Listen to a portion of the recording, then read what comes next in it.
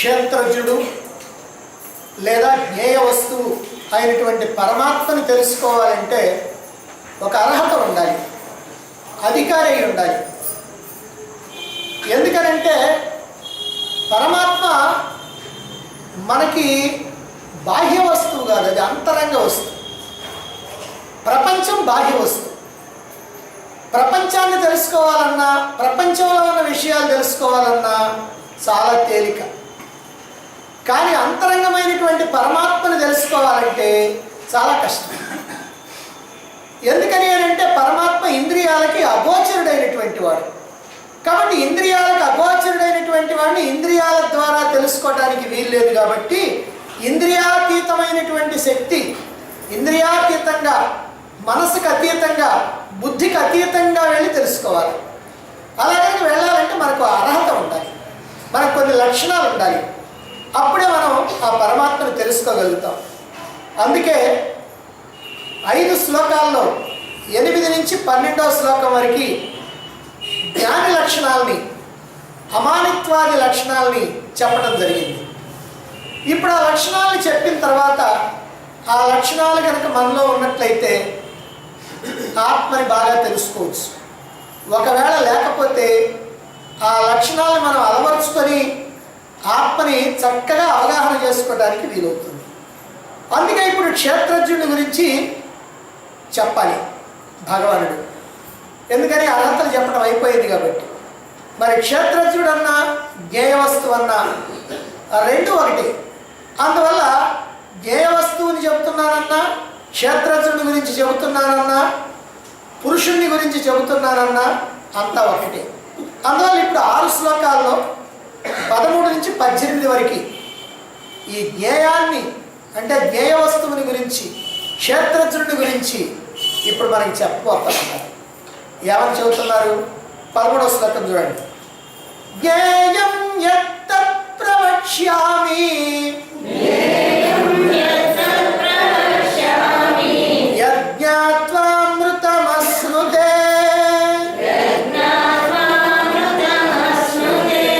అనాదిమత్పరం బ్రహ్మ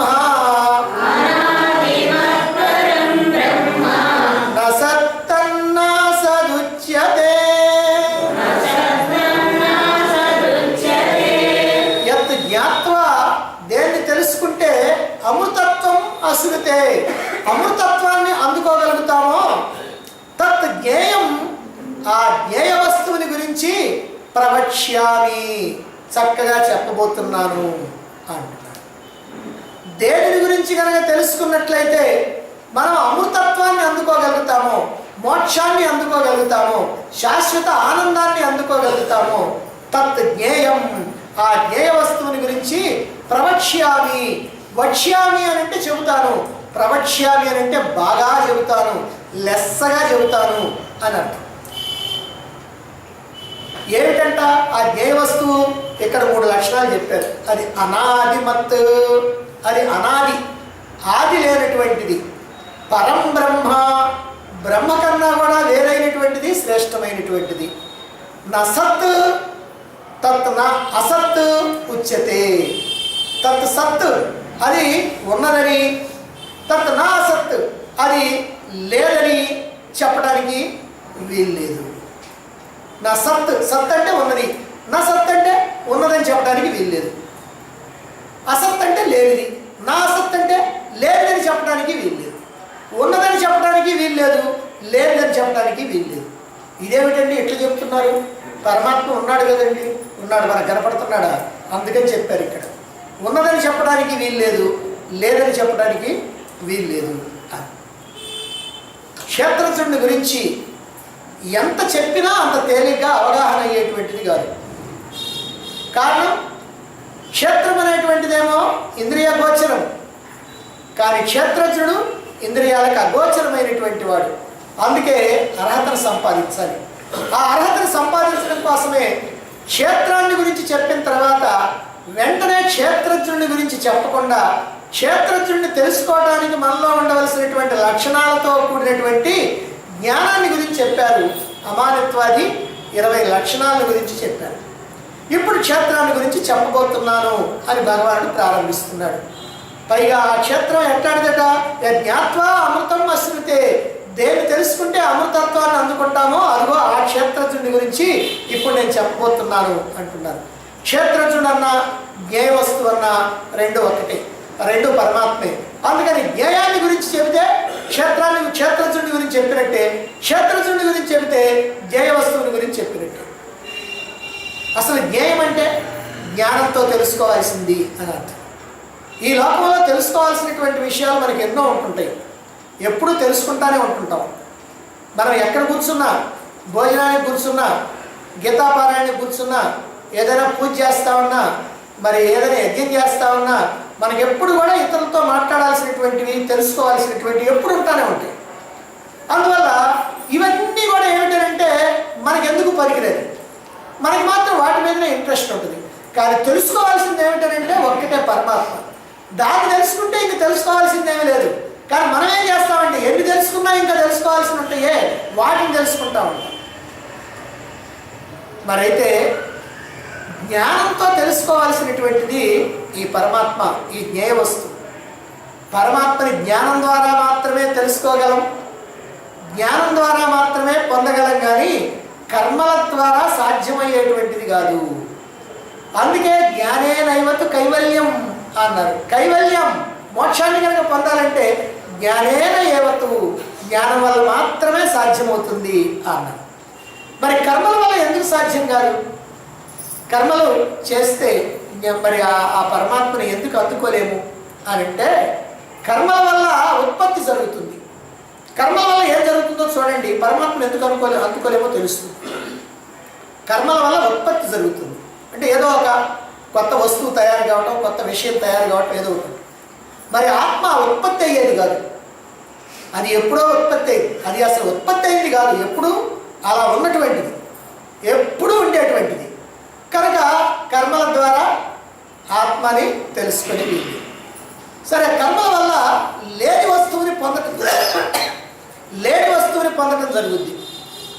మరి ఆత్మ లేని వస్తువా? కాదే, అది ఎప్పుడూ ఉన్నటువంటి వస్తువు. అది నిత్యం, శాశ్వతం, సత్యం, త్రికాల సత్యం. కాబట్టి కొత్తగా లేనటువంటి వస్తువుని పొందటం అంటే అది లేనటువంటి వస్తువు కాదు, ఎప్పుడు ఆత్మ ఉన్నటువంటిది. అందుకని కర్మల వల్ల పొందేది కాదు. ఇక కర్మల వల్ల సంస్కారం జరుగుతుంది, శుద్ధి జరుగుతుంది. మనం ఏదైనా చెత్త చెదారంగా అనుకుంటే దాన్ని కాస్త ఏరి పారేయడానికి పనిచేస్తాం. అంటే ఈ కర్మల వల్ల ఏం జరుగుతుందంటే ఆ మలినాలు కాస్త తీసేసి శుద్ధమైనటువంటి వస్తువుని ఉంచడానికి మనం ప్రయత్నం చేస్తూ ఉంటాం. దాన్నే సంస్కారం లేదా శుద్ధి అని అంటాం. మరి ఆత్మ, దాంట్లో ఏ కల్మషాలను ఏం తీసేద్దాం? అది ఏ రకమైనటువంటి కల్మషాలు లేనటువంటిది, నిరంజనం, నిత్య శుద్ధం. అందుకని ఆత్మని శుద్ధం, బుద్ధం, ముక్తం అని అంటారు. అది శుద్ధమైనటువంటిది కనుక దాన్ని ఏం శుద్ధం చేస్తాం? అందుకని కర్మల వల్ల ఆత్మను పొందేది కాదు. ఇక కర్మల వల్ల అనేకమైనటువంటి వికారాలు కలుగుతూ ఉంటాయి, అనేకమైనటువంటి మార్పులు జరుగుతూ ఉంటాయి కర్మల కారణంగా. ఇప్పుడున్నటువంటి వస్తువుని మనం ఏదో కొద్దిగానే ఏదైనా చేసామంటే ఆ వస్తువు కాస్త మారిపోద్ది, ఇంకో రకంగా మారిపోద్ది. అందువల్ల ఇట్లా కర్మల వల్ల మార్పులు అనేవి జరుగుతూ ఉంటాయి. మరి ఆత్మ ఏ మార్పులు లేనటువంటిది, అది నిర్వికారం, ఏ మార్పులు లేనటువంటిది. అందువల్ల కర్మల ద్వారా ఆత్మను తెలుసుకోవటం సాధ్యం కాదు. కేవల జ్ఞానం ద్వారా మాత్రమే ఆత్మానుభూతి అనేటువంటిది కుదురుతుంది. భగవద్గీతలో 18 అధ్యాయాలతో కూడినటువంటి ఈ శ్లోకాలన్నీ కూడా భగవానుడు చెప్పాడు. భగవానుడి యొక్క జ్ఞాన బోధ ఎక్కడ ప్రారంభమైంది అని అంటే 2వ అధ్యాయంలో 10వ శ్లోకంతో ప్రారంభమైంది. అశోచ్యానన్వశోచస్తం ప్రజ్ఞావాదాంశ భాషసే అని అక్కడ ప్రారంభమైంది. ముగిసింది ఎక్కడ? సర్వధర్మాన్ పరిత్యజ్య మామేకం శరణం వ్రజ అహం త్వా సర్వపాపేభ్యః మోక్షయిష్యామి మా శుచః. సో భగవద్గీత ఎందుకండి ఉన్నది అని అంటే ఈ 2 శ్లోకాలను జాగ్రత్తగా గమనిస్తే చాలు, మొదటిది చివరిది. అశోచ్య, శోకించదగినటువంటి వారి కోసం శోకిస్తున్నామని శోకంతో మొదలుపెట్టాడు, అంటే ఏడుపుతో మొదలుపెట్టాడు. చివరిలో మాసుచహ, నువ్వు దిగులు చెందవద్దు, శోకించవద్దు అని శోకంతో ఎండ్ చేశాడు. ఈ శోకానికి ఆ శోకానికి మధ్యలో ఉన్నటువంటి శ్లోకాలన్నీ మానవుడి యొక్క శోకాన్ని పూర్తిగా తొలగించడం కోసమే భగవద్గీత ఉంది. భగవద్గీత ఎందుకు అని ఎవరైనా కానీ క్వశ్చన్ వేసుకుంటే మనలో ఉన్నటువంటి సమస్తమైనటువంటి దుఃఖాన్ని తొలగించుకోవటం కోసం, శాశ్వతమైనటువంటి ఆనందాన్ని పొందడం కోసం అనేటువంటి మాటని రుజువు చేయడానికి అక్కడ శోకంతో ప్రారంభించి శోకంతో ఎండ్ చేశాడు భగవాన్. మరైతే ఇదంతా మనకు అర్థం కావద్దు. అందుకని అంతా అయిపోయిన తర్వాత అర్జునుడిని అడిగాడు, అయ్యా చక్కగా తలకాయ చెప్తున్నావు బాగానే, మరి నేను చెప్పిందంతా కూడా నీకేమైనా అర్థమైందా, నీ మోహం నశించిందా అని భగవానుడు అడిగాడు. దానికి అర్జునుడు అన్నాడు, నష్టో మోహ స్మృతిర్లబ్ధ త్వత్ప్రసాదాన్మయాచ్యుత అన్నాడు. నా మోహం అంతా తొలగిపోయింది. నష్టో మోహ స్మృతిర్లబ్ధ, నాకు స్మృతి కలిగింది. స్మృతి అంటే జ్ఞాపకం. ఇదంతా ఎందుకనంటే త్వత్ప్రసాదాన్మయాచ్యుత, నీ యొక్క ప్రసాదం వల్ల, అంటే నీ దయ వల్ల, నీ అనుగ్రహం వల్ల, నీ అనుగ్రహం వల్ల నా మోహం తీరిపోయింది, నాకు స్మృతి కలిగింది అని అన్నాడు. నువ్వు చీకట్లో ప్రయాణం అయిపోతున్నావు, తోడెవరు లేరు, ఒక్కదానివి ఒక్కడివే ఉన్నావు. కాస్త నీకేమో భయం ఎక్కువ. మరి అలా నిర్జన ప్రదేశంలోకి పోయిన తర్వాత దూరంగా ఒక దయ్యం కనిపించింది. ఆ దయ్యం అట్లా ఇట్లా ఊగుతుంది. ఆ సమయంలో బాగా గాలి పడుతుంది, అట్లా ఇట్లా ఊగుతుంది. ఊగుతూ ఉంటే పైన ఉన్నటువంటి ఆ కొమ్మలన్నీ కూడా అటు ఇటు ఊగుతూ ఉంది. అదే సమయంలో వెనక నుంచి ఎక్కడో గుడిసెలో నుంచి నిప్పురవల్లేసింది. లేస్తే అవి చెట్టు వెనక కనపడుతుంది. చెట్టు అంటే ఈ దయ్యం వెనక కనపడుతుంది. అమ్మో, ఇది మామూలు దయ్యం అనుకున్నాను, ఇది కొరివి దయ్యమే అనుకున్నాడు. ఎందుకంటే అది నిప్పురవల్లేస్తాం, ఇది కొరివి దయ్యం అని అనుకున్నాడు. సరే, అంతలోకి బాగా ఒక పెద్ద మెరుపు వచ్చింది. ఆ మెరుపులో స్పష్టంగా కనపడుతుంది అదేంటంటే చెట్టు. మరి ఇప్పుడు ఈయన దయ్యాన్ని చెట్టుగా మార్చాడా? ఆహా, దయ్యాన్ని చెట్టుగా మాత్రం మార్చలే. ఆ చెట్టునే చీకట్లో ఉన్నప్పుడేమో దయ్యం అనుకున్నాడు, వెలుగు వచ్చినప్పుడేమో దాని చెట్టు అని తెలుసుకున్నాడు. కాబట్టి చీకట్లో, అంధకారంలో, చీకట్లో ఉన్నప్పుడు అది దయ్యం అని భయపడ్డావు. వెలుగు వచ్చింది, నీ భ్రమ కలిగింది, అది చెట్టుగా గుర్తించావు, అంతే. అంటే చీకట్లో భ్రమ కలిగింది, వెలుగులో భ్రమ తొలగింది. చీకట్లో భ్రమ కలిగింది, వెలుగులో భ్రమ తొలగింది, అంతే. అదేవిధంగా అజ్ఞానంలో ఈ దేహమే నేను అనేటువంటి భావనలో ఉంటా ఉన్నాం. ఇది భ్రమ, ఇది మోహం. మరైతే ఈ మోహం ఎప్పుడు తొలగుద్ది? ఇక్కడ శ్రీకృష్ణుడి యొక్క జ్ఞాన బోధతోటి ఈ అజ్ఞానం అనేటువంటి చీకటి తొలగిపోయింది అర్జునుడికి. అజ్ఞానం అనేటువంటి చీకటి ఎప్పుడైతే తొలగిందో, జ్ఞానం అనేటువంటి ఆ వెలుగు ప్రసరించడంతో అతడి భ్రమ కూడా తొలగిపోయింది. అజ్ఞానంలో అతడు భ్రమపడ్డాడు. ఏమని? నేను జీవుణ్ణి అని అజ్ఞానంలో భ్రమపడ్డాడు. మరి జ్ఞానంతో అజ్ఞానం తొలగింది, అజ్ఞానం తొలగితో భ్రమ తొలగింది, భ్రమ తొలగటంతో నేను ఆత్మను, పరమాత్మను అని తెలుసుకున్నాడు. అలా ఆత్మను నేను, పరమాత్మను నేను తెలుసుకోవటమే స్మృతి. స్మృతి అని అంటే అంతకుముందు విస్మృతి, మర్చిపోయాడు. ఇప్పుడు స్మృతి, జ్ఞాపకం వచ్చింది. మనం అందరం ఎప్పుడు మర్చిపోయే ఉంటుంటాం, ఎప్పుడన్నా గుర్తు చేసుకుంటాం. ఆ గుర్తు చేసుకునేది పూర్తిగా ఆ బుద్ధికి కనుక బాగా జాయింట్ చేస్తే మనకి బాగానే గుర్తుంటుంది. మనం ఏం చేస్తామంటే దానికి జాయింట్ చేయము, ఊరికి అనుకుంటాం నేను ఆత్మ, నేను ఆత్మ, నేను ఆత్మ, నేను ఆత్మ. అందుకనే ఆత్మను కాకుండా పోతున్నాను. కాబట్టి నేను ఆత్మ అనేటువంటి భావన ఎక్కడ దాకానో లోపల దాకా లోతుగా పోవాలి, అక్కడి నుంచి రావాలి. అప్పుడు దానికి గట్టితనం వచ్చింది. అందువల్ల ఇప్పుడు అర్జునుడికి ఏమైందంటే ఈ జ్ఞానబోధతోటి అతనికి అన్నటువంటి అజ్ఞానం కలిగింది, అజ్ఞానం వల్ల భ్రమ కలిగింది, భ్రమ కలగటం వల్ల ఇప్పుడు నేను జీవుడిని అనేటువంటి ఆ మాట పోయింది. ఇప్పుడు నేను ఆత్మను అనేటువంటి విషయం గుర్తుకొచ్చింది, స్మృతి కలిగింది. అజ్ఞానం వల్ల స్మృతి తప్పింది, జ్ఞానం వల్ల స్మృతి కలిగింది. ఈ కొద్ది సమయంలోనే అర్జునుడి యొక్క భ్రమ తొలగటానికి, ఈ స్మృతి కలగటానికి కారణం ఏమిటి? ఈ స్వస్వరూప దర్శనం కలగటానికి ఏ కర్మ చేశాడు? ఆయన అక్కడే ఉన్నాడు యుద్ధరంగంలో. ఆ కృష్ణుడు, అర్జునుడు ఎదురెదురుగా నిలబడి ఉన్నారు. మరి ఏ కర్మ చేశాడు?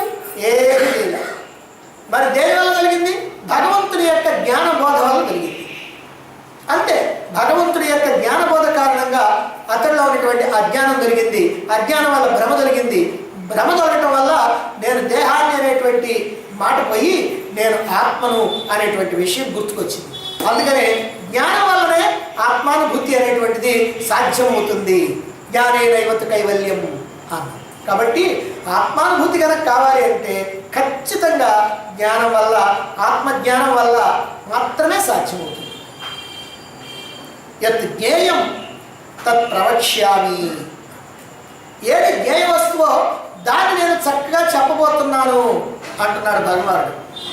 జ్ఞేయాన్ని ఇక్కడ తత్ అనేటువంటి పదంతో చెప్పారు. తత్ అనేటువంటి పదం ఎందుకనంటే తత్ అంటే అది అని అర్థం. సాధారణంగా వేదాల్లో పరమాత్మకి తత్ అనేటువంటి పదం వాడారు. తత్ అంటే అది అని. అది అంటే ఎక్కడ ఉంది, దూరంగా ఉంది, మనకు తెలియకుండా ఉంది. అదంటే ఆ పరమాత్మ అని. అందుకని ఇక్కడ తత్ అనేటువంటి పదం పరమాత్మ.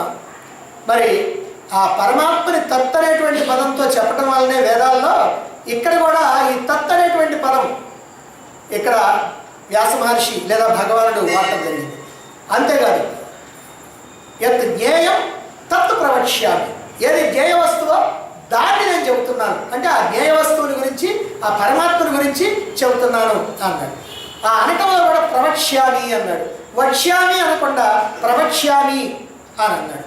ఎందుకని ప్రవక్ష్యామి అని అంటే లెస్సగా చెబుతున్నాను, చక్కగా చెబుతున్నాను అని. అంటే ఏదో చెప్పుకుంటూ పోవటం కాదయ్యా, ఒక్కసారి చెబితే నీకు పూర్తిగా అర్థమయ్యేటట్టు చెబుతాను అని. సాధారణంగా ఎలిమెంటరీ స్కూల్స్లో టీచర్ అంటారా, ఈ పంతులు గారిని టీచర్ అంటారు. మరి కాలేజీలోకి వచ్చినప్పటిగా లెక్చరర్ అంటారు. టీచర్ అంటే టీచ్ చేసేవాడు, బోధించేవాడు. లెక్చరర్ అంటే ఉపన్యాసకుడు. అందుకని ఈ స్కూల్స్లో ఏం చేస్తారంటే టీచర్స్ కదా వాళ్ళు, అందుకని బోధిస్తారు. బోధించడం అంటే ఆ పిల్లవాడికి బాగా అర్థమయ్యేటట్టుగా బోధిస్తారు. ఒరే నాయన 2 3 6 అని అన్నారనుకోండి, అట్లా ఊరికి చెప్పిపోరు వాళ్ళు. 2 3 6 అంటే ఇక్కడ 3 తీసుకో, ఇక్కడ 3 తీసుకో, ఈ 3 1 2 3 4 5 6 ఇది మొత్తం కలుపు అని ఇట్లా బాగా అర్థమయ్యేటట్టు చెప్తారు. కానీ కాలేజీల్లోనే లెక్చరర్స్ వాళ్ళు ఏమంటారు, తెలుగులో కనుకంటే ఉపన్యాసకుడు. ఉపన్యాసం ఇచ్చేవాడు ఏం చేస్తాడంటే ఉపన్యాసం ఇస్తాడు, అర్థం చేసుకునేవాడు అర్థం చేసుకుంటాడు, అర్థం చేసుకునేవాడు అర్థం చేసుకుంటాడు. అంటే వీళ్ళకి అర్థమైందా కాదనేటువంటి సంగతి వాళ్ళకి అవసరం లేదు. మాకు ఒక లెక్చర్ ఉన్నాడు, కెమిస్ట్రీ ఆయన పాపం క్లాసులోకి వచ్చినప్పుడు తలకాయ ఉంచుతాడు. అంటే ఆయన పుస్తకం ఉంటుంది, అదిగో దాని మీద తలకాయ ఉంచుతాడు. అంతా అయిపోయిన తర్వాత తలకాయ ఎత్తాడు పోతాడు. ఈయన పిల్లలు మాత్రం, స్టూడెంట్స్ని మాత్రం పాపం ఆయన ఎప్పుడు చూడాలి. అంటే రావడంతో తలకాయ ఉంచుకుంటాడు, అది చదువుకుంటాడు. పోయేటప్పుడేమో అది మూసేసి తీసుకొని పోతాడు. అంతే ఆయన చేసేది. ఆయన ఇక్కడ మనకి దగ్గర ఆయన పశుపతి ఆయనది. అంటే లెక్చరర్. నేను ఎందుకు లెక్చరర్ అన్నారంటే వాళ్ళు ఉపన్యాసకులు అని. కనుక ఇక్కడ కూడా అయ్యా నేను లెక్చరర్ని కాదయ్యా నేను టీచర్ని చెబుతున్నాడు భగవాన్. ఎందుకనంటే నీకు బాగా అర్థమయ్యేటట్టు చెప్పాలి, లెస్సగా అర్థమయ్యేటట్టు చెప్పాలి. లెస్గా కాదు, లెస్సగా. అందుకని ఇక్కడ చక్కగా బాగా అర్థమయ్యేటట్టు చెబుతాను అనేటువంటి భావనతోటి ఇక్కడ నేను చక్కగా చెబుతాను అని అంటున్నాడు. ఇలా జ్ఞేయాన్ని గురించి, జ్ఞేయ వస్తువుని గురించి చక్కగా చెబుతాను, సందేహాలకు తావు లేకుండా చెబుతాను, నీకు అర్థమయ్యేటట్టుగా చెబుతాను అని అనగానే అర్జునుడిలో ముఖంలో ఒక రకమైనటువంటి భావన వచ్చి ఉంటుంది ఎప్పుడు. అంటే మీరు చూడలేదు, నేను చూడలేదు, కానీ ఇక్కడ దీన్ని బట్టి నాకు అర్థమవుతుంది అనమాట. ఏమనంటే అర్జునుడి ముఖంలో అది చక్కగా చెబుతావు సరేనయ్యా, ఇప్పుడు దానివల్ల నాకేంటి ప్రయోజనం అని ఆ ముఖం ఏదో అట్లా క్వశ్చన్ మార్క్ పెట్టుకుంటాడు. అందుకని వెంటనే అర్జునుడు క్వశ్చన్ మార్క్ ముఖం చూసి, అర్జునుడి యొక్క ముఖాన్ని చూసి భగవానుడు ఏం చేశాడంటే అన్నాడు కదా, అంటే నోటితో అనకుండా ముఖంతో చెప్పాడు కదా, నువ్వు బాగానే చెబుతావయ్యా నాకేంటి ప్రయోజనం అని. అందుకని చెబుతాడు యా జ్ఞాత్వా అమృతం వస్తుంది. దాన్ని కనుక తెలుసుకున్నట్లయితే నువ్వు అమృతత్వాన్ని అందుకుంటావు. కాబట్టి నువ్వు అమృతత్వాన్ని అందుకుంటావు. దేనిని తెలుసుకుంటే అమృతత్వాన్ని అందుకుంటావో ఆ జ్ఞేయ వస్తువుని చెప్తున్నా. ఆ జ్ఞేయ వస్తువుని కనుక నువ్వు తెలుసుకున్నావా నువ్వు అమృతత్వాన్ని అందుకుంటావు. అమృతత్వం అంటే శాశ్వతత్వం. మృతం అంటే చావటం, అమృతం అంటే చావకుండా ఉంటాం. అందుకని దేవతలు అమృతం తాగారు చావనంటారు, వీళ్ళేమో అమృతం తాగలేదు కాబట్టి చస్తూ ఉంటారు. అమృతత్వం అంటే శాశ్వతత్వం, మార్పులు లేకుండా ఉండేటువంటి తత్వం. మృతం అంటే మార్పు అని కూడా ఒక అర్థం. అమృతం అని అంటే మార్పు లేనటువంటి స్థితి అని అర్థం. కాబట్టి ఆ అమృతత్వం అని అంటే మార్పు లేని స్థితిని అందుకుంటాం. మార్పు లేని స్థితి ఏమిటి? పరమాత్మ. పరమాత్మ ఎప్పుడు మారడు, ఆయన అట్నే ఉంటాడు. మన మాదిరిగా చిన్నోడు కావటం, కాస్త పెద్దోడు కావటం, కాస్త ముసలోడు కావటం, తర్వాత ఏదో రోగాలు రావటం, రుష్టులు రావడం, ఇవన్నీ పరమాత్మకు లేవు. ఎందుకంటే ఆయనకి దేహం లేదు కాబట్టి. అందుకని ఆయన ఎప్పుడు ఒక్కటిగానే ఉంటాడు, ఏ మార్పులు లేకుండా ఉంటాడు. అందుకని ఆయన నిర్వికారుడు అని అంటాం. అందుకని అదిగో ఆ పరమాత్మ స్థాయిని, ఆ పరమాత్మ స్థితిని నువ్వు అందుకుంటావు అని భగవానుడు ఇక్కడ చెబుతున్నాడు. ఎందుకంత గట్టిగా భగవానుడు చెప్పడం అంటే, గొప్ప ఫలితాన్ని అందుకుంటాం అనేటువంటి విషయం కనుక తెలిస్తే అప్పుడు వినేటువంటి వాడికి ఒక అభిరుచి కలుగుద్ది, ఇంట్రెస్ట్ కలుగుద్ది, ఎలాగైనా సరే తెలుసుకుందాం అనేటువంటి ఒక భావన కలుగుద్ది. అదిగో ఆ భావన కలగటం కోసం అని చెప్పి ఇక్కడ జ్ఞేయ వస్తువుని కనుక తెలుసుకున్నట్లయితే తక్షణ ప్రయోజనం ఏమిటంటే నువ్వు అమృతత్వాన్ని అందుకుంటావు, మోక్షాన్ని అందుకుంటావు, శాశ్వతత్వాన్ని అందుకుంటావు, ఆనందాన్ని అందుకుంటావు. ఆ ఆనందం కూడా శాశ్వతమైనటువంటి ఆనందం. ఇక్కడ లోకంలో వచ్చేటువంటి ఆనందాలు లాంటి ఆనందం కాదు. ఇక్కడేముంది, ఆనందం వస్తుంది, మళ్ళీ వెంటనే పోతా ఉంది. ఎంత గొప్ప ఆనందం వచ్చినా సరే అంత తొందరగా పోతుంది. ఏమైనా నీకు 10 కోట్ల రూపాయలు వచ్చింది లాటరీలో అన్నారు అనుకోండి, అబ్బా అని వీడికి ఎంత ఆనందమో చెప్పడానికి వీల్లేదు. వెంటనే 3 కోట్లు ట్యాక్స్ కట్టాలా అన్నారు అనుకోండి, అబ్బా వెంటనే బాగా. అందుకని ఇక్కడ ఆనందం ఏమిటంటే ఈ విషయ వస్తువుల ద్వారా వచ్చేటువంటి ఆనందం అంతా కూడా ఈ విషయానందం అంటారు. ఈ విషయానందం కారణంగా శాశ్వతమైనటువంటి స్థితి నీకు రానే రాదు అని. అదిగో అటువంటి అమృతత్వాన్ని అందుకోవడానికి ఉపయోగపడేటువంటి ఈ జ్ఞేయ వస్తువుని పరమాత్మని గురించి నేను చెప్తున్నాను అంటున్నాడు. ఏమిటి ఆ పరమాత్మని గురించి ఏం చెప్తున్నాడు?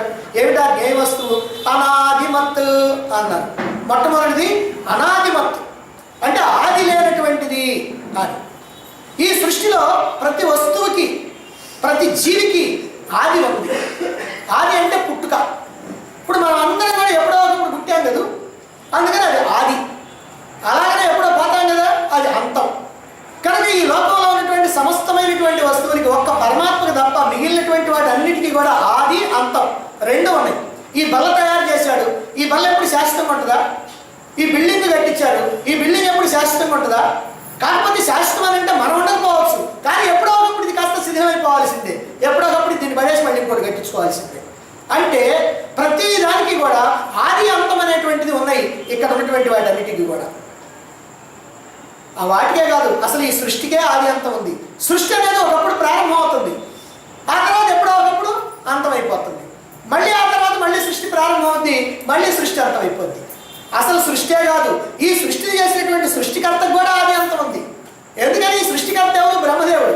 ఈ బ్రహ్మదేవుడికి కూడా ఆది ఉంది. ఆయన ఒకప్పుడు పుడుతున్నాడు, ఆ తర్వాత కొంతకాలం ఉంటాడు, ఆ తర్వాత పోతాడు. కాకపోతే ఆయన కాలం చాలా పెద్దది. ఎందుకని మనకున్నటువంటి సంవత్సరాలు చాలా చిన్నవి, ఆయన సంవత్సరాలు చాలా పెద్దవి. మన రోజు అంటే 24 గంటలు అయితే మనకు రోజు అయిపోద్ది. కానీ ఆయనకి రోజు అయిపోవాలంటే 864 కోట్ల సంవత్సరాలు అయితే ఆయనకి రోజు అయిపోద్ది.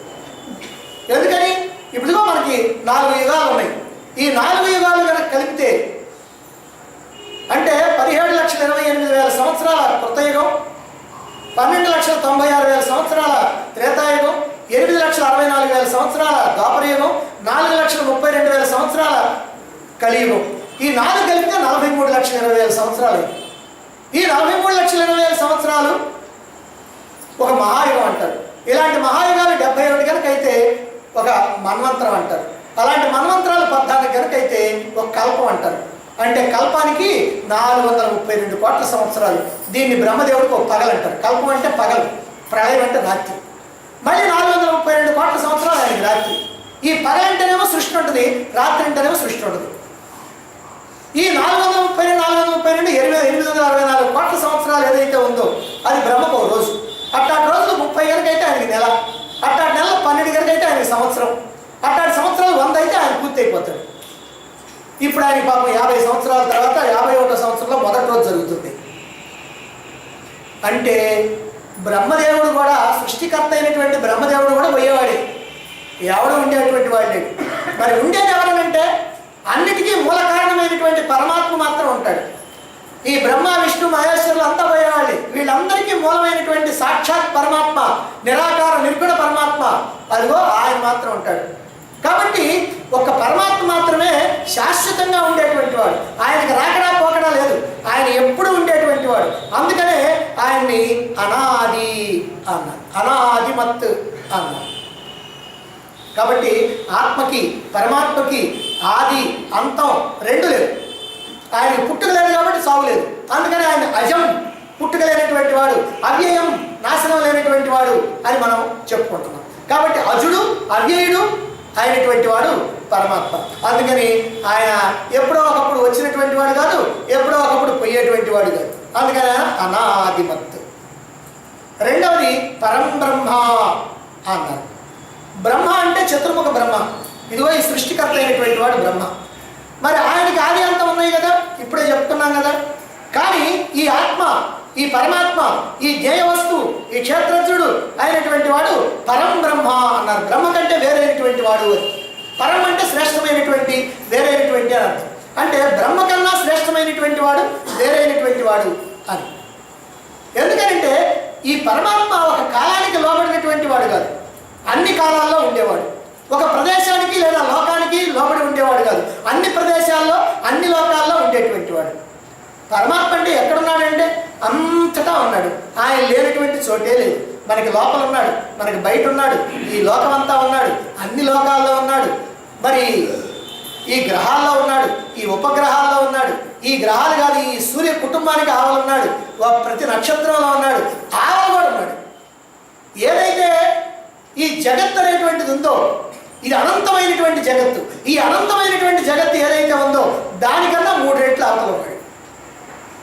అందుకనే విష్ణవ్యాహమిదం కృష్ణం ఏకాంశేన స్థితో జగత్ అని 10వ అధ్యాయంలో చివరిలో చెప్పడం జరిగింది. కాబట్టి స్థితో జగత్తు, ఈ జగత్తు మొత్తం కూడా నాలో ఒక్క భాగం ఉన్నాడు అంటే ఇంకా నేను 3 భాగాలు ఉన్నాను. ఈ విషయాన్ని రుజువు చేయడం కోసమే బాలకృష్ణుడి యొక్క కథ. అమ్మ మన్ను తిన్నాడే మన కృష్ణుడు అన్నాడు. బలరాముడు పోయి యశోదతో రిపోర్ట్ చేశాడు. ఏమరా మన్ను తిన్నావా అన్నాడు. అబ్బే నేను తెలియదు, అన్నయ్య ఒకటి అబద్ధం చెబుతున్నాడు. తెల్లరా ఏది నోరు తెరువు అని. నేను తెల్లలేదు కాదు తెరువు, నోరు తెరవాలి. అప్పుడు నోరు తెచ్చి పాపం ఆయన నోరు తెచ్చినప్పటికీ అందులో మనం చూసి ఈమె నోరు తెచ్చి ఏమిటంటే ఊర్ధ్వలోకాలు 7 అధోలోకాలు 7 14 లోకాలు అందులో ఉన్నాయి. సముద్రాలు ఉన్నాయి, పర్వతాలు ఉన్నాయి, నదులు ఉన్నాయి, నక్షత్రాలు ఉన్నాయి, సూర్యచంద్రులు ఉన్నారు, రాహుకేతువులు ఉన్నారు, మొత్తం గ్రహాలు ఉన్నాయి, ఉపగ్రహాలు ఉన్నాయి, మానవులు ఉన్నారు, జంతువులు ఉన్నారు, పశువులు ఉన్నాయి, పక్షులు ఉన్నాయి, క్రిములు ఉన్నాయి, కీటకాలు ఉన్నాయి, దేవతలు ఉన్నారు, దానవులు ఉన్నారు, యక్షులు ఉన్నారు, కిన్నెరులు ఉన్నారు, కింపురుషులు ఉన్నారు, గరుడులు, గంధర్వులు, సిద్ధులు, సాధ్యులు, విద్యాధరులు, పన్నగులు అందరూ ఉన్నారు. అసలు వాళ్ళు అక్కడ లేనటువంటిది ఏముంది? సమస్తము కూడా ఆయనలో ఉంది. అంటే సమస్తము కూడా పరమాత్మలో ఉన్నదని రుజువు చేయడం కోసమే అక్కడ బాలకృష్ణుడు చూపించినటువంటి లీల. కాబట్టి పరమాత్మలోనే ఈ సమస్తమైనటువంటి సృష్టి, సమస్తమైనటువంటి జగత్తు ఉన్నది. ఈ జగత్తును సృష్టించేటువంటి వాడు బ్రహ్మ అయితే మరి ఆయన పరం బ్రహ్మ. ఈ బ్రహ్మ కన్నా కూడా వేరైనటువంటి వాడు. ఆయన అన్ని కాలాల్లో ఉన్నాడు, అన్ని దేశాల్లో ఉన్నాడు, అన్ని లోకాల్లో ఉన్నాడు, సర్వవ్యాపి, సూక్ష్మాతి సూక్ష్మమైనటువంటి వాడు, సర్వవ్యాపకమైనటువంటి వాడు. కాబట్టి ఈ గుణాలకు లోబడినటువంటిది కాదు, దానికి ఏ గుణము లేదు, అది గుణరహితమైనటువంటిది, గుణాలు లేకుండా ఉండేటువంటిది పరమాత్మ. అందుకని గుణాతీతం. కాబట్టి ఈ అతీతం, దీనికి వేరైనటువంటిది పరం బ్రహ్మ. మరి బ్రహ్మదేవుడికి కూడా గుణాలు ఉన్నాయి, అందరికీ గుణాలు ఉన్నాయి. గుణాతీతుడైనటువంటి వాడు పరమాత్మ. అందుకే దాన్ని పరం బ్రహ్మ అన్నారు. ఈ దేహేంద్రియ మనోబుద్ధుల్ని, దృశ్య వస్తువుల్ని తెలుసుకుంటూ వాటికి విలక్షణమైనటువంటి వేరుగా కేవల సాక్షిగా ఉంటూ నేను అనేటువంటి మాటకు లక్ష్యార్థమై ఉన్నటువంటిది ఏదో అదే పరమాత్మ, అదే పరం బ్రహ్మ. కనుక పరమాత్మను మనం ఎక్కడో వెతుకుతామంటే అది పాపం ఈ శాస్త్రం తెలియనటువంటి వాళ్ళు ఎక్కడెక్కడో వెతకాలని ఏ క్షేత్రాలకు వెళ్తారు, ఏ గుళ్ళకో గోపురాలకు వెళ్తారు. మరి ఎక్కడున్నాడు పరమాత్మ? ఇక్కడే ఉన్నాడు. ఆయనే చెప్తున్నాడు, నేను ఇక్కడ కూర్చున్నాను, అందరి హృదయాల్లో నేనున్నాను అని చెప్తున్నాడు. ఆ చెప్తున్నటువంటి మాట కూడా మనకి తెలుసు, పరమాత్మ మన హృదయంలో ఉన్నాడని. నిజంగా మన హృదయంలోనే కనుక లేకపోతే దేవాలయానికి వెళ్ళి లేకపోతే ఏదో క్షేత్రానికి వెళ్ళి క్యూలో 10 గంటల సేపు 12 గంటల సేపు నిలబడి పోయి అక్కడ దండం పెట్టబోయేటప్పుడు కళ్ళు మూసుకోవటం ఎందుకు, ఈ పక్క చూడటం ఎందుకు? ఎందుకని? ఆయన చెబుతున్నాడు, అయ్యా నేను ఇక్కడ కాదు, అదిగో నీలోనే ఉన్నాను అని. అందుకని మనం ఏం చేస్తున్నాం? ఇటు మన వైపు చూస్తున్నాం, హృదయంలో చూస్తున్నాం. నీ హృదయంలోనే ఉన్నాను నేను అని పరమాత్మ చెప్తున్నాడు. అందుకనే మనం కళ్ళు మూసుకొని హృదయం వైపుకి మన యొక్క దృష్టిని మళ్లిస్తూ ఉంటాం. అప్పుడన్నా నువ్వు హృదయంలో చూసుకుంటావేమో, ఎందుకంటే బయట ఎంత వెతికినా నీకు లాభం లేదు, నువ్వు వెతకలేవు, బయట విశాలం. ఇక్కడ కనుకైతే హృదయం అయితే కాస్తే ఉంటుంది, అందుకని బాగా నువ్వు వెతకొచ్చు అని చెప్పి నీ హృదయంలోనే పరమాత్మను చూసుకో అనేటువంటి భావన కోసమే మనం అట్లా నమస్కారం పెడతాం. ఇక మూడవ లక్షణం ఏమిటంటే నా సత్తు నా అసత్తు ఉచ్యతే అన్నాడు. నా సత్తు నా అసత్తు. నా సత్తు అంటే అది సత్తు కాదు, నా అసత్తు అంటే అది అసత్తు కాదు. సత్తు అంటే ఉన్నది, అసత్తు అంటే లేనిది. అంటే ఉన్నది కాదు లేనిది కాదు అని చెప్పబడింది అని అంటున్నారు. ఇక్కడ ఉన్నది కాదా పరమాత్మ అంటే పరమాత్మ అసలు నిజం కాదా? ఎందుకని ఇక్కడ చెప్తున్నారు ఇట్లా? ఎందుకు ఇక్కడ మనం అర్థం చేసుకోవాలి. పరమాత్మ అవామానసుకు వచ్చారు, వాక్కుకి మనస్సుకి దేనికి కూడా అందేటువంటి వాడు కాదు. మన దగ్గర ఉన్నటువంటి శరీరం కానీ ఇంద్రియాలు కానీ మనస్సు కానీ బుద్ధి కానీ ఏవి కూడా పరమాత్మను అందుకోలేవు. అందుకని ఆయన ఏమనంటే అవామానసు గోచరం పరమాత్మ అన్నారు. అంటే ఇంద్రియాలకు అగోచరుడైనటువంటి వాడు పరమాత్మ. అంటే ఇంద్రియాలకు కనిపించేటువంటి వాడు కాదు. వాక్కుతో వర్ణించడానికి వీల్లేదు, మనస్సుతో భావించడానికి వీల్లేదు, బుద్ధితో విచారణ చేయడానికి వీల్లేదు. మరి ఎలాగో తెలుసుకోవడానికి వీల్లేనటువంటి పరమాత్మ అయితే ఆ పరమాత్మని ఉన్నాడు అని మనం ఎలా చెప్పడం? అంటే సామాన్యుడైనటువంటి వాడు ఏం చేస్తాడు? ఇదిగో ఇక్కడ వస్తువులు చూచినట్టుగా, విషయాలను చూచినట్టుగా, మనుషులను చూచినట్టుగా, జంతువులను చూచినట్టుగా పరమాత్మను కూడా చూడాలని అనుకుంటాడు. అది ఎప్పటికీ సాధ్యమయ్యేటువంటిది కాదు. పరమాత్మను చూడటం ఎవ్వరికీ కుదిరేటువంటి పని కాదు. ఎందుకనంటే పరమాత్మను చూడాలంటే నీకంటే వేరైనటువంటి వాడిని చూడాలి, కానీ పరమాత్మ నువ్వు కదా, మరి నిన్ను నువ్వు చూసుకోవాలి. అందుకని మనం ఏం చేస్తామంటే మనం వదిలిపెట్టి అన్నీ చూసుకుంటాం. ఈ ప్రపంచంలో మనం అన్నీ తెలుసుకోవడానికి ప్రయత్నం చేస్తాం, మనల్ని మాత్రం మనం తెలుసుకో. మనల్ని తెలుసుకునేటువంటి చోటికి మనం రాం. ఇతరులు ఏదైనా కానీ వాళ్ళ గురించి ఏళ్ళ గురించి చెప్తే మాత్రం అక్కడికి పోయి హాయిగా వింటాం. అదిగోండి వాళ్ళ ఇంట్లో అట్ట జరిగింది, అక్కడ మొగుడు పిల్లలు తన్నుకున్నారు, అదిగో వాళ్ళ అమ్మాయి ఆ రకం చేసింది, వీళ్ళ అబ్బాయి ఈ రకం చేసేది, అవి మాత్రం బాగా వింటాం. కానీ నిన్ను గురించి నువ్వు తెలుసుకోవయ్యా, నీ జన్మ సార్థకం అవుతాడంటే దాన్ని మాత్రం మనం తెలుసుకో, దానికి మనం టైం వేస్ట్ చేసుకో. కాబట్టి మనం ఇక్కడ చేయవలసింది ఏమిటి అంటే పరమాత్మను తెలుసుకోవటమే మనం చేయాలి. కానీ ఈ పరమాత్మ ఈ రకరకాలైనటువంటి దేహము, ఇంద్రియాలు, మనస్సు, బుద్ధి వీటన్నిటికి కూడా అతీతమైనటువంటి వాడు, వీటన్నిటికీ అగోచరమైనటువంటి వాడు, వీటన్నిటికీ కనిపించినటువంటి వాడు. మరి ఆ కనిపించినటువంటి పరమాత్మని మనం ఎట్లా తెలుసుకుంటాం? కాబట్టి పరమాత్మ వీటన్నిటినీ ప్రకాశింపజేస్తున్నాడు, కానీ ఇవి మాత్రం పరమాత్మను ప్రకాశింపజేయటం. ఎందుకంటే ఇవి జడమైనటువంటివి కనుక, పరమాత్మ చైతన్య స్వరూపం కనుక చైతన్యాన్ని జడం ప్రకాశింపజేయలేదు, జడాన్ని చైతన్యం ప్రకాశింపజేస్తుంది. అందుకనే పరమాత్మ ఉన్నాడు అని చెప్పలేము. అందుకనే నా సత్ అన్నారు. సరే అయితే ఏమండి, పరమాత్మను ఉన్నాడని చెప్పలేవు కదా, సరే అయితే లేడని చెప్దామా? నా అసత్ లేడని చెప్పలేము. ఇదేమిటండి, పరమాత్మ లేడని చెప్పలేమని అంటున్నావు? పరమాత్మ కనుక నిజంగా లేకపోతే ఈ దేహము, ఇంద్రియాలు, మనస్సు, బుద్ధి ఇవన్నీ ఎట్లా పనిచేస్తాయి? ఇప్పుడు కరెంట్ అనేది ఉంది, మనకు కనపడతలేదు కదా. ఎవరన్నా కరెంట్ని కళ్ళతో చూచారా? ఎవరు కరెంట్ని కళ్ళతో చూడాల. మీరు కాదు, నేను కాదు, ఆ కరెంట్ తయారు చేసేటువంటి ఇంజనీర్లు కూడా చూడాల కళ్ళతోటి. కరెంట్ని ఎప్పుడు ఎవరు చూడాల. కానీ కరెంట్ ఉందని మనం ఎట్లా చెప్పగలుగుతాం అంటే ఆ లైట్ వెలిగినా, ఫ్యాన్ తిరిగినా, ఫ్రిడ్జ్ పనిచేసినా, మరి టీవీ పనిచేసినా, లేదా హీటర్ పనిచేసినా, ఈ మైక్ పనిచేసినా, వీటన్నిటికీ కూడా ఆధారం ఏంటంటే కరెంట్. అంటే మనం చెప్తాం అన్నమాట, కరెంటు ఉండబట్టే ఇవన్నీ పనిచేస్తున్నాయి అని. చెట్టాకులు కదిలి అనుకోండి, గాలి ఉంది అని అంటాం. గాలి మన కంటికి కనపడుద్దా? ఎవరైనా చూసారా గాలిని?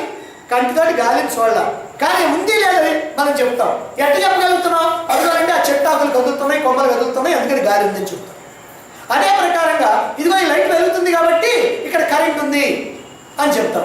అదే ప్రకారంగా జడమైనటువంటి దేహం కానీ, ఇంద్రియాలు కానీ, మనస్సు కానీ, బుద్ధి కానీ ఇవన్నీ కూడా పనిచేస్తున్నాయి అని అంటే అక్కడ చైతన్యం ఉంది, ఆత్మ చైతన్యం ఉంది, పరమాత్మ ఉన్నాడు అని చెప్తాం. కన్ను చూడగలుగుతున్నా, చేతి తినగలుగుతున్నా, ముక్కు వాసన చూస్తున్నా, నాలుగు రుచి చూస్తున్నా, చర్మం స్పర్శించగలుగుతున్నా, ఇవన్నీ కూడా వాటి పనులన్నీ కూడా ఎట్లా చేయగలుగుతున్నాయి అని అంటే ఆత్మ చైతన్యం కారణంగా, పరమాత్మ చైతన్యం కారణంగా. పరమాత్మ చైతన్యమే కనుక అందకపోతే ఈ చెయ్యి లేవదు, ఈ కన్ను చూడదు, ఆ ముక్కు వాసన చూడదు, ఏముండదు, పడిపోయి ఉంటుంది. ఇంకా దానికి ఏ రకమైనటువంటి చైతన్యం అనేటువంటిది ఉండదు. అందువల్ల ఇక్కడ చైతన్యం ఉంది కాబట్టి పరమాత్మ ఉన్నాడు. అందుకని నా అసత్ లేదని చెప్పడానికి వీల్లేదు. పరమాత్మను ఉన్నదని చెప్పడానికి వీల్లేదు, లేదని చెప్పడానికి వీల్లేదు. ఉన్నదని చెప్పడానికి ఎందుకు వీల్లేదు? కంటికి కనపడతలేదు కాబట్టి. లేదని చెప్పడానికి ఎందుకు వీల్లేదు? కంటికి కనపడకపోయినా ఇదిగో ఇవన్నీ కూడా పనిచేస్తున్నాయి, దాని కారణంగానే పనిచేస్తున్నాయి కనుక అని. అందుకే నా అసత్ నా అసత్, నా సత్ నా అసత్ అని ఇక్కడ చెప్పడం జరిగింది. మరి పరమాత్మ ఇంద్రియ గోచరం అయ్యేటువంటిది కాదు కనుక ఉన్నదనలేం. మరి దాని ప్రభావంతోనే జడమైనటువంటి దేహంలో చలనం కలుగుతూ ఉంది కనుక లేదని అనలేం. మరి ఎలా దాన్ని భావించాలి, ఎలా భావించాలి అని 14వ శ్లోకంలో చెప్తున్నారు. సర్వతప్పాణి పాదం తత్ సర్వతోక్షి శిరోముఖం సర్వత శృతిమల్లోకే సర్వమావృత్య తిష్టతి. సర్వతః పాణిపాదం తత్. తత్ అంటే దానికి సర్వతః పాణిపాదం, అంతటా కాళ్ళు చేతులు ఉన్నాయి. దేనికి? ఆ జ్ఞేయ వస్తువుకి అంటే పరమాత్మకి. పరమాత్మకి అంతటా కూడా కాళ్ళు చేతులు ఉన్నాయి. సర్వతః అంతటా కూడా అక్షి కళ్ళు, శిరః తల, ముఖం ముఖాలు ఉన్నాయి. అంతటా కూడా దానికి కళ్ళు ఉన్నాయి, తలకాయలు ఉన్నాయి, ముఖాలు ఉన్నాయి. సర్వత్ర అంతటా కూడా శృతిమ అంటే చెవులు ఉన్నాయి. లోకే ఈ లోకంలో సర్వం ఆవృత్య తిష్టతి. ఈ లోకంలో అంతటా కూడా ఆవృత్య వ్యాపించి ఆవరించి ఉన్నది. పరమాత్మ అంతటా ఆవరించి ఉన్నది. ఈ విషయాన్ని ఈశావాస్యోపనిషత్తు చెబుతుంది. ఏమని చెప్తుంది ఈశావాస్యోపనిషత్తు? ఈశావాస్యమిదగం సర్వం వ్యక్తిత్య జగత్యాం జగత్తు. ఈ సమస్తమైనటువంటి ప్రదేశం, సమస్తమైనటువంటి విషయం, సమస్తమైనటువంటి జగత్ అంతటా కూడా పరమాత్మే వ్యాపించి ఉన్నాడు అని. కాబట్టి దానికి అంతటా కాళ్ళు ఉన్నాయి, చేతులు ఉన్నాయి, కళ్ళు ఉన్నాయి, తలలు ఉన్నాయి, ముఖాలు ఉన్నాయి, చెవులు ఉన్నాయి. కాబట్టి లోకం అంతటిని కూడా ఆవరించి ఉంది అని ఇక్కడ చెప్తున్నారు. ఈ లోకంలో అంతటా కూడా అవయవాలు వ్యాపించి ఉన్నాయి. ఆయన అంతటా వ్యాపించి ఉన్నాడు అంటే ఈ లోకంలో కనిపించేటువంటి కాళ్ళు, చేతులు, కళ్ళు, తలలు, ముఖాలు ఇవన్నీ కూడా ఏమిటంటే పరమాత్మే అని. ఋగ్వేదంలో ఉన్నటువంటి పురుష సూక్తంలో ఏమైతే చెప్పబడిందో అదే ఈ శ్లోకంలో భగవానుడు మనకు అందిస్తున్నాడు. ఏమిటది? సహస్ర శీర్ష పురుష సహస్రపాద్ సహస్రాక్ష సహస్రపాద్ అని అంటున్నారు. సహస్ర శీర్ష పురుష పరమాత్మ యొక్క తలలు, సహస్ర అక్షి కళ్ళు, పాదాలు వేల కొద్ది ఉన్నాయి అని అంటున్నారు. వేల కొద్ది ఉన్నాయి అని అంటే ప్రపంచంలో ఉన్నటువంటి తలలన్నీ, కళ్ళన్నీ, ఆ చెవులన్నీ, ముఖాలన్నీ అన్నీ కూడా పరమాత్మే అనేటువంటి భావం. అందుకే భగవద్గీతలో కూడా ఇక్కడ సర్వతప్పాణి పాదం తత్ సర్వతోక్షి శిరోముఖం అని చెప్పడం జరిగింది. భగవంతుడి యొక్క చేతులు, పాదాలు, కళ్ళు, తలలు, ముఖాలు అంతటా వ్యాపించి ఉన్నాయి అని అంటే అర్థం ఏంటంటే మన కాళ్ళు, మన చేతులు, మన కళ్ళు, మన ముక్కు ఇవన్నీ కూడా భగవంతుడి ఏది. అదేమిటండి మన అయితే ఈ భగవంతుడు ఏమంటున్నాడు? ఇవన్నీ నావే నావే అని మనం అనుకుంటున్నాం. మరి భగవంతుడు ఏమంటున్నాడు? ఇవన్నీ నావే నావే అని ఆయన అంటున్నాడు. ఇంతకీ ఆయనయ్యా మనయ్యా? ఇప్పుడు ఈ విషయం మనకి తేలాలి. రెండు నిజమే. ఈ నాయన అనుకోవటం నిజమే. మనం అజ్ఞానంలో ఉన్నటువంటి వాళ్ళం, ఈ దేహమే నేను అనుకునేటువంటి జీవులందరూ కూడా ఇదిగో నాకు సంబంధించినవి అనుకుంటున్నారు. ఎప్పుడైతే ఈ అజ్ఞానం కాస్త మనకి తొలగిందో, నేను జీవుడు అనేటువంటి భావం పోయిందో, నేను ఆత్మ అనేటువంటి భావం కలిగిందో, ఆ ఆత్మ అనేటువంటి భావం కలిగిన తర్వాత ఆత్మ పరమాత్మ కనుక సర్వత్రా ఉన్నటువంటి ఆత్మ కనుక సర్వత్రా ఉన్నటువంటి కాళ్ళు, చేతులు, కళ్ళు, ముక్కు అన్నీ కూడా నాయే అవుతాయి. కాబట్టి పరమాత్మ అట్లా చెబుతున్నా అంటే అది నిజమే, మనం ఎట్లా చెబుతున్నాం అంటే ఇది నిజమే. మనం అజ్ఞానంలో ఉన్నటువంటి వాళ్ళం, పరమాత్మ జ్ఞానంలో ఉన్నటువంటి వాడు. కాబట్టి జ్ఞానస్వరూపంగా నువ్వు కనుక మారితే పరమాత్మ చెప్పినటువంటిది యథార్థమవుతుంది. కనుక వీటన్నిటి వెనుక ఆ పరమాత్మ యొక్క శక్తి, ఆ చైతన్య శక్తి ఉన్నదని చెబుతున్నారు. మరి అయితే ఎలా చెప్పగలం? పరమాత్మ శక్తి ఉన్నదని చెప్పడానికి ఏమక్కర్లేదు. ఇందా చెప్తున్నాం, ఈ జడమైనటువంటి చేతులు, కాళ్ళు, కళ్ళు, ముక్కు అన్నీ కూడా వాటి పనులు చేసుకుంటున్నాయి అని అంటే, కదులుతున్నాయి అని అంటే వాటిని కదిలించేటువంటి చైతన్యం ఆ పరమాత్మే. ఆ పరమాత్మ శక్తినే, ఆ బ్రహ్మశక్తినే మనం ఎట్లా తెలుసుకోవచ్చు ఉన్నది అనేటువంటి విషయం. అండపిండ బ్రహ్మాండాలన్నీ కూడా కదిలి వాటి పని అవి చేసుకుంటున్నాయి అని అంటే వాటిని కదిలించేటువంటి చైతన్య శక్తి ఒకటి ఉండాలి. ఇప్పుడు సూర్యుడి చుట్టూ 9 గ్రహాలు ఉన్నాయి, 9 గ్రహాల చుట్టూ 40 ఉపగ్రహాలు ఉన్నాయి. మరి ఈ గ్రహాలు కానీ ఉపగ్రహాలన్నీ కూడా గ్రహాల చుట్టూ తిరుగుతుంటే గ్రహాలన్నీ తమ చుట్టూ తాము తిరుగుతూ సూర్యుడి చుట్టూ తిరుగుతూ ఉన్నాయి. ఎట్లా తిరుగుతున్నాయి? ఎవరు తిప్పుతున్నారు? ఎవరిని అక్కడ కూర్చొని ఏమైనా తిప్పుతున్నారా? ఆహా, ఇదంతా మనం కనుక ఆలోచిస్తే మనకు అర్థమైపోద్ది భగవంతుడి యొక్క శక్తి ఏమిటో. అంటే భగవంతుడు లేడండి నేను నమ్మననేటువంటి వాడి సంగతి వదిలేసేద్దాం, మనకు అక్కర్లా. ఎందుకంటే మూర్ఖంగా మాట్లాడేటువంటి వాడి విషయం అక్కర్లా. కానీ వీటన్నిటిని ఎవరు ఎదిరిస్తున్నారు? ఎవరు తిప్పుతున్నారు? ఒకే కక్షలో తిరుగుతున్నాయా కోట్లాది సంవత్సరాల నుంచి. ఎక్కడ కూడా ఒక డిగ్రీ కూడా తేడా రాదే. ఒక డిగ్రీ కనుక తేడా వస్తే ఎప్పుడో ఒకప్పుడు 2 ఢీకొంటాయి. కానీ అలా కాకుండా దేని దారి అంటే కక్ష అంటారు దాన్ని.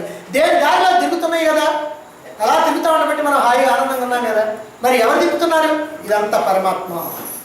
కనుక అవ్యక్తం, అనిర్వచనీయం, చెప్పడానికి వీల్లేనటువంటిది, అవాత్మానస గోచరం, దేనికి కూడా అందనటువంటిది, ఇంద్రియాలకు అందనటువంటిది అయినటువంటి పరమాత్మ శక్తిని, జ్ఞేయ వస్తువుని ఈ జడమై కంటికి కనిపించేటువంటి అన్నీ కూడా కంటికి కనిపించేటువంటి వస్తువులు, విషయాలు అన్నీ కూడా మనకి తెలిసినటువంటి అయినప్పటికీ ఈ కాళ్ళు, చేతులు, కళ్ళు, ముఖాలు, చెవులు అన్నీ కూడా అనిత్యమైనటువంటి తాత్కాలికమైనటువంటి వస్తువుల ద్వారా తెలుసుకునేటువంటి విధానాన్ని ఇక్కడ తెలియజేస్తాం.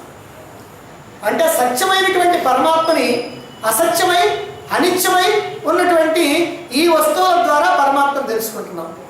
సత్యమైనటువంటి కరెంటుని అనిత్యమైనటువంటి ఈ లైట్ల ద్వారా, ఫ్యాన్ల ద్వారా చూస్తున్నాం. ఈ లైట్లు, ఫ్యాన్లు ఏముంది ఊరికినే చెడిపోతాయి. ఎవరైనా కర్ర తీసుకొని కనుక కొడితేనో లేకపోతే రాయేస్తేనో అవి చెడిపోతాయి. కానీ కరెంటు చెడిపోదే, అది శాశ్వతం. కాబట్టి ఆ కరెంటు ఉన్నదని ఎట్లా తెలుసుకుంటున్నాం అంటే ఇదిగో వీటి కారణంగా, వీటి యొక్క వెలుగు కారణంగా, వీటి ఈ తిరగటం కారణంగా. అదే ప్రకారంగా ఈ అనిత్యమైనటువంటి దేహ, ఇంద్రియ, మనోబుద్ధులన్నీ కూడా, ఈ అనిత్యమైనటువంటి సమస్తమైనటువంటి జగత్తులో ఉన్నటువంటి గ్రహ ఉపగ్రహాలన్నీ కూడా ఇవన్నీ కూడా తిరుగుతున్నాయి అని అంటే దానికి కారణం పరమాత్మ చైతన్యమే. అంతేకాదు సర్వం ఆవృత్య తిష్టతి అన్నారు ఇక్కడ. అంటే అంతా కూడా వ్యాపించి ఉన్నాడు పరమాత్మ అని. ఈ అవయవాలన్నీ కూడా ఎక్కడెక్కడ ఉన్నాయో అక్కడల్లా పరమాత్మ వ్యాపించి ఉన్నాడు. ఈ వస్తువులు ఎక్కడున్నాయో అక్కడల్లా పరమాత్మ వ్యాపించి ఉన్నాడు. మరి అయితే మిగిలిన చోట లేడండి అంటే ఈ వస్తువుల కాడ పరమాత్మ ఉన్నాడు, మిగిలిన చోట లేడా అని అంటే అంతటా ఉన్నాడు. ఆయన లేనటువంటి చోటే లేదు, పరమాత్మ లేనటువంటి చోటే లేదు. పరమాత్మ ఎక్కడున్నాడు? ఇందుగాడు అందులేడని సందేహం వల్ల చెప్పి సర్వోపగతుండు ఎందెందు వెతికి చూచిన అందందే గలడు దానవాడిని వింటే అన్నాడు ప్రహ్లాదుడు. కానీ ఇవే ఆ తండ్రి మాత్రం ఏం చేశాడు? ఎక్కడున్నాడు హరి, ఎక్కడున్నాడు హరి వెతికాడు. కానీ కుమారుడికి మాత్రం ఏ సందేహం లేదు. అలాగే ఒక దేవాలయంలోనంట ఒక మహానుభావుడు వచ్చి ఆ దేవుడికి ఎదురుగా కాళ్ళు పెట్టి పడుకున్నాడంట హాయిగా. ఎవరో వచ్చారు, ఆ లోపలికి పూజారి ఎవరు వచ్చారు. ఏమయ్యా, ఏమైనా బుద్ధి ఉందా నీకు? అట్లా దేవుడి ఎదురుగా కాళ్ళు పెట్టావు, హాయిగా పడుకున్నావు అని అంటాను. ఆయన అన్నా అంటే నేను ఇక్కడి నుంచి లేవలేనండి, కాస్త వార్ధక్యం వచ్చింది, దేవుడు ఎటు పక్క లేడు అటు పక్కకు పెట్టండి నా కాళ్ళు. పాపం ఆయన కాస్త తలకిందులైపోయాడు ఆచార్య. ఎందుకంటే దేవుడు ఎక్కడ లేడు అంటే ఇంకో పక్క లేడని ఒప్పుకోవాలి ఈయన. అందుకని పాపం ఆయన ఆశ్చర్యపోయా నమస్కారం అయ్యా బాబు అని. ఎందుకంటే పరమాత్మ సర్వత్రా ఉన్నాడు, పరమాత్మ లేనటువంటి చోటంటూ లేదు. కాబట్టి అంతటా ఉన్నటువంటి వాడు పరమాత్మ, అంతటా వ్యాపించి ఉన్నటువంటి వాడు పరమాత్మ. సర్వం ఆవృత్య తిష్టతి, అంతటా కూడా ఆవరించి ఉన్నాడు పరమాత్మ అని ఇక్కడ తెలియజేస్తున్నారు. కనుక సర్వము ఆయనలోనే ఉంది, సర్వములో కూడా ఆయన ఉన్నాడు. సర్వము ఆయనలో ఉంది, సర్వములో ఆయన ఉన్నాడు. మనకి బాగా అర్థం కావాలంటే ఓ చెరువు ఉందనుకోండి, ఆ చెరువులోకి బిందు తీసుకెళ్ళి ఉంచాం, ఆ నీళ్ళ లోపలే ఉంచాం. ఇప్పుడు బిందులో ఏముంది? నీరుంది. మరి బిందె ఎక్కడుంది? నీళ్ళలో ఉంది. బిందెలో నీరుంది, బిందెమో నీళ్ళలో ఉంది. అలాగనే మనందరిలో పరమాత్మ ఉన్నాడు, మనమేమో పరమాత్మలోనే ఉన్నాం. అంత పరమాత్మలో ఆడుకుంటున్నాం హాయిగా. ఇది మనం తెలుసుకోవాల్సింది. ఈ ప్రకారంగా జ్ఞేయ వస్తువు అంతటా ఉన్నదని తటస్థ లక్షణ పద్ధతి ద్వారా తెలుసుకునేటువంటి విధానాన్ని ఈ శ్లోకంలో తెలియజేశారు. ఇంకా మరికొన్ని లక్షణాలని జ్ఞేయ వస్తువు గురించి తర్వాత తెలియజేయబోతున్నారు. వాటిని మనం రేపు తెలుసుకుందాం.